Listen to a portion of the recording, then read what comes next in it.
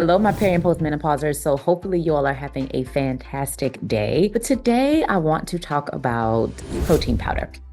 There is always the intrigue of, do I need protein powder?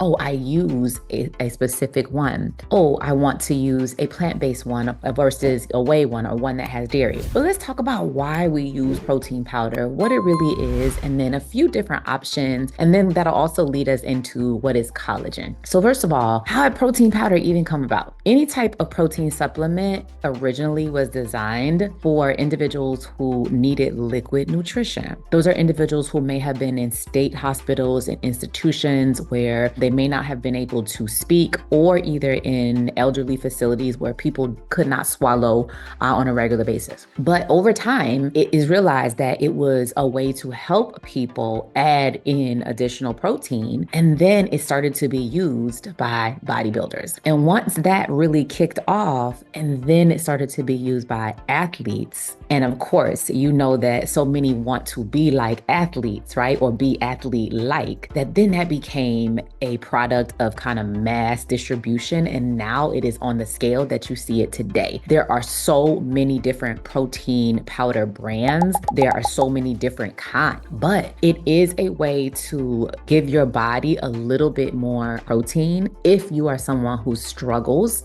to eat. Maybe you can't eat, maybe you've had some dental work, or maybe you just like how it tastes, or it's used specifically for those who need to take in a large amount of protein, or they need to take in a large amount of calories. Example, athletes, Olympians, where sometimes we need a little bit of liquid nutrition because the caloric intake is so high that we just need a little bit of break from eating. So let's talk about, like, is that a great thing or is it not? I will tell you, as a nutrition and lifestyle coach for over 20 years, it is very important that we really do think about like a food first mentality. You want to think about, if you have the ability to eat your food, you want to chew your food. Why? Because smelling, tasting, chewing, those are all the stages of digestion. It gets your body started with the process to digest food. Those stomach enzymes get going. It like tells your whole body something's ready to enter my body food wise, and that it starts the process of getting everything to do what it's supposed to do. And when we liquid nutrition all the time, we don't always get all those things to turn on. So we don't digest food in the same way, but chewing, call it mastication,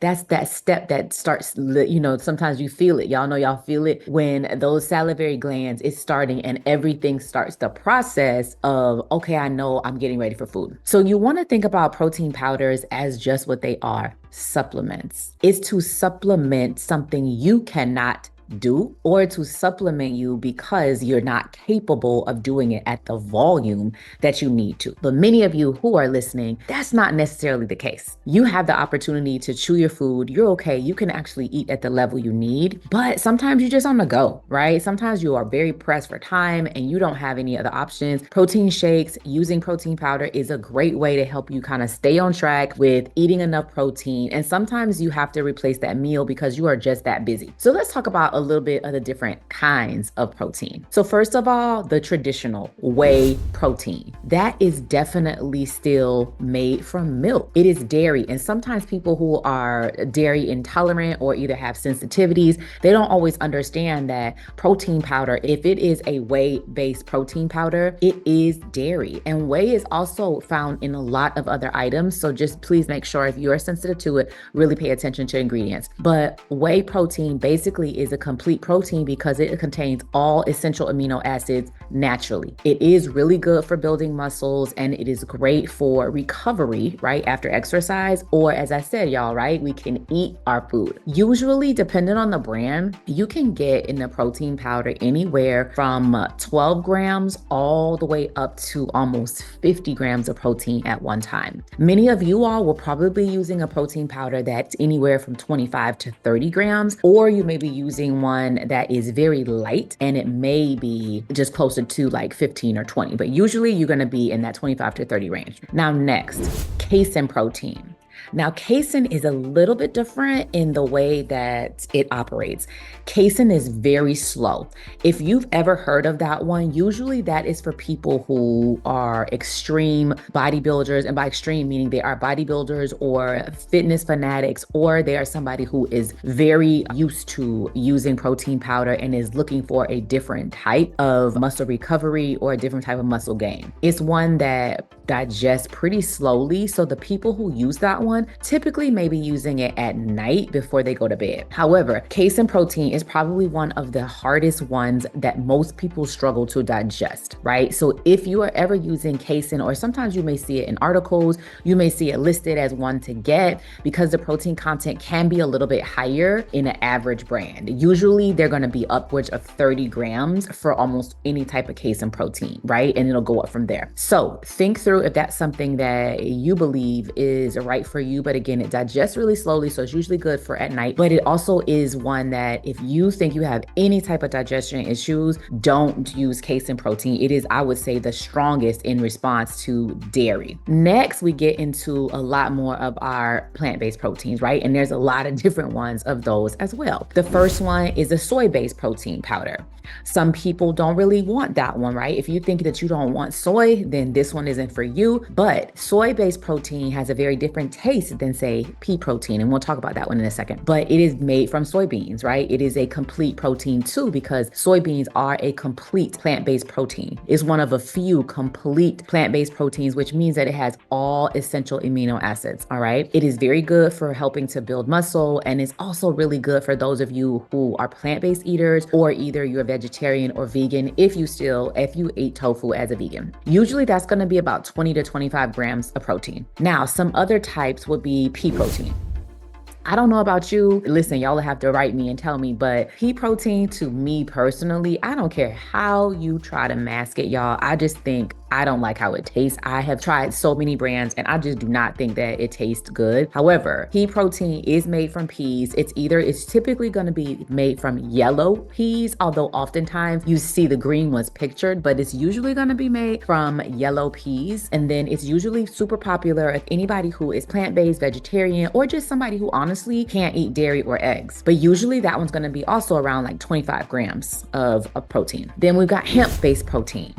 Now, again, this one is a complete, it has all essential amino acids, so it's complete plant-based protein, but hemp protein will have more fat than all of these, okay? Again, hemp protein will have more fat than any of these, but it's gonna be super low carb. It has a different type of nutty taste, but it's gonna be lower on the protein level. It's gonna be usually around 15 to 20 in a serving. Next, there's brown rice protein. Now, of course, brown rice protein is extracted from brown rice. It is an alternative for people who do not want soy, don't want dairy, and really don't like pea protein, right? So it's one that is good for people who have a good amount of allergies. People who have sensitivities or allergies, this one is a decent one, but it's gonna be, do you like the taste? Then there's also egg white protein. Now, for a lot of you who may be plant-based eaters or even vegetarians, you may still say, you know what, I'm okay with the egg white protein because it has a decent amount of protein. It actually has a milder taste. It's gonna be, of all of these, especially ones that are not whey, it's gonna be the closest taste to whey protein. So somewhere in the middle where you might still like the taste, all right, but you still don't have as many brands of egg white protein. You're gonna have it, Trader Joe's has one, but you're not gonna necessarily see as many brands with egg white protein as you would with some of these other ones. Then let's talk about, there's also a few more, and these are not as common and they become more expensive. Pumpkin protein, or any type of like sunflower seed protein. There are more specialty companies that make those. And as I said, they're not as popular, but they are true plant-based proteins as well. As I said, those are a little bit more expensive. So I want to go ahead and hit on the subject of collagen.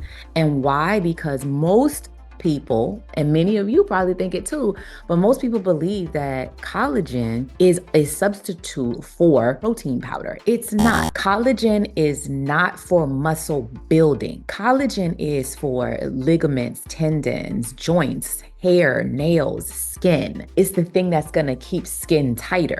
It's the thing that's going to keep things from not sagging. It's going to help your joints stay a little bit more lubricated. It's going to help those. It's going to help those stay more intact. But collagen powder is not the same as protein powder. So when you see collagen and you see on the back that it may say like 10 grams of protein, and many of you, when y'all know who you are tracking your protein, then you're like, oh, I have, 10 or 12 more grams of protein from collagen. No, not the same thing. So if you use collagen, right? And I think all of you should, so hopefully you are. I use collagen every day, but those 10 grams or 12, they are not a part of my protein intake. I do not count that in protein intake. Again, why? Protein powder is meant for muscle building, muscle repair. Collagen powder is meant for ligaments, joints, skin, hair, nails. It is for that, but it's not meant for muscle building. It is a great complement, but it's not meant for the same thing. But the most important thing I want you to really walk away with today is protein powder is a supplement. It does not need to or have to be something that you use in your diet at all. Those of you who have a lot of sensitivities, sometimes it may be to your benefit that you just don't use many of these brands because there's a lot of ingredients. And what you don't want to do, right? Because anybody who's watching this video, you are wanting to build some type of sustainable routine.